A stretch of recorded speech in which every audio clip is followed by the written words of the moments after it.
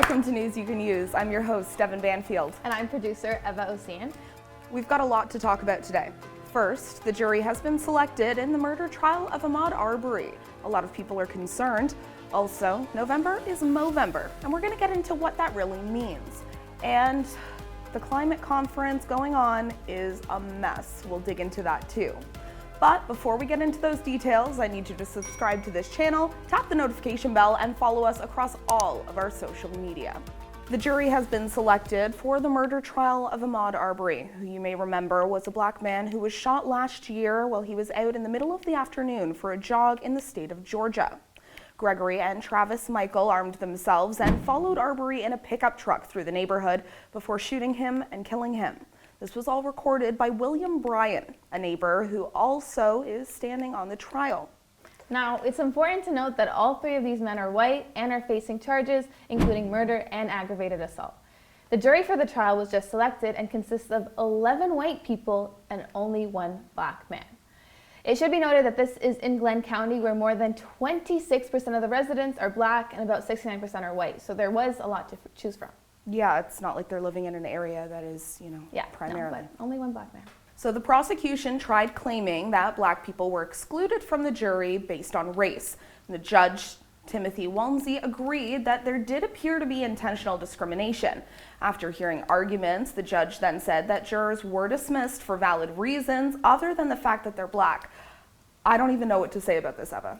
And this is big because this is going to determine, the outcomes. The jury is the one who decides in the end. So this election's a big deal. Is this really surprising though, having only one black person out of 12 people? I think at this point we're yeah. So we'll have to wait and see what happens here, and the outcome will definitely be interesting. Going from one thing to another, this week the United Nations hosted the 2021 Climate Change Conference. And it saw world leaders from around the globe meet to discuss how to put an end to climate change. But did they really? Negative. Some would say they just met to fool around. They were supposed to be talking about climate change, but it's been a hot mess. President Joe Biden, President of the United States, he fell asleep during a presentation, and now hashtag Sleepy Joe is trending all over again. There's a debate on whether he was sleeping or just resting his eyes, but either way, Joe Biden's eyes were definitely closed during the meeting. And we're talking about the president of the United States, arguably the most important country and most powerful country. So, speaking of the internet, trolling leaders, a photo's actually been circulating of world leaders who are attending the conference tossing a coin into the Trevi for good luck fighting climate emergencies before they attended the conference. Because they have no power to do it themselves. We have to wish, it's not like they have the power in their hands. Yeah, that's, to me, it's the same energy as sending thoughts and prayers. It is.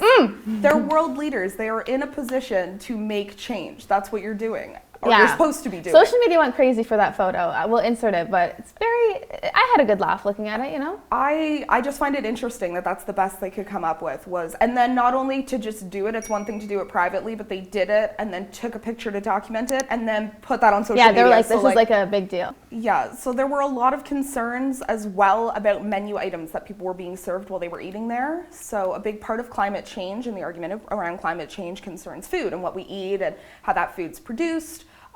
Talking about agriculture. Now, the menu didn't quite hold up. According to people who attended the event, more than 60% of the food on the menu contained animal products like milk and meat.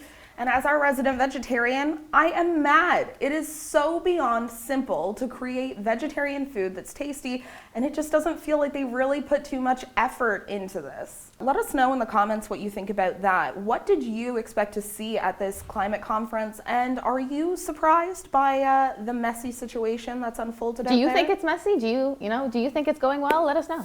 Now, before we wrap up, one last story. November is Men's Health Month. A lot of people out there are celebrating Movember by growing out their facial hair to get people talking about men's health. Eva, do you want to tell us a little bit more about this? So a common misconception is that Movember is just to raise awareness on prostate cancer. But it's actually supposed to raise awareness on all kinds of different men's health conditions, including mental health. And I think people should remember that when you take care of yourself, you're taking care of your family and your community as well. It's not just about you, it's everyone around you as well. So it's really important to make it a priority. For sure, you're leading by example as well, you know, when you're a father and you're taking care of yourself, or a mother for women, and you're leading by example for your children, your nieces and your nephews and everybody in your community. Along with growing out your stash every year, Movember does do some fundraising too. So Movember Canada has done some really cool things with the money they raised last year. Eva, do you want to tell us some of the kind of funky things they've put some of the money towards? Yeah, so they had some funding for mental health initiatives for veterans and first responders, and they got Canadian men into a trial for prostate cancer treatment, and allowed for the opening of the first ever Subarctic Indigenous Mental Health and Addiction Center, which I think is pretty sweet. That's really cool. You know, they're putting the money towards things that you can actually, you know, see in your community, right? So there's a couple of ways you can get involved. You can grow your mustache out and collect donations, but they're also encouraging people to run or walk for 60 kilometers. So 60 kilometers, one for each man who dies by suicide every hour. So basically any way that you can help out is appreciated.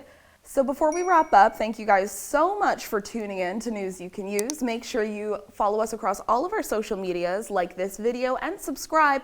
And make sure you tune in on Sunday for the latest episode of The BG Show. Bye! Bye!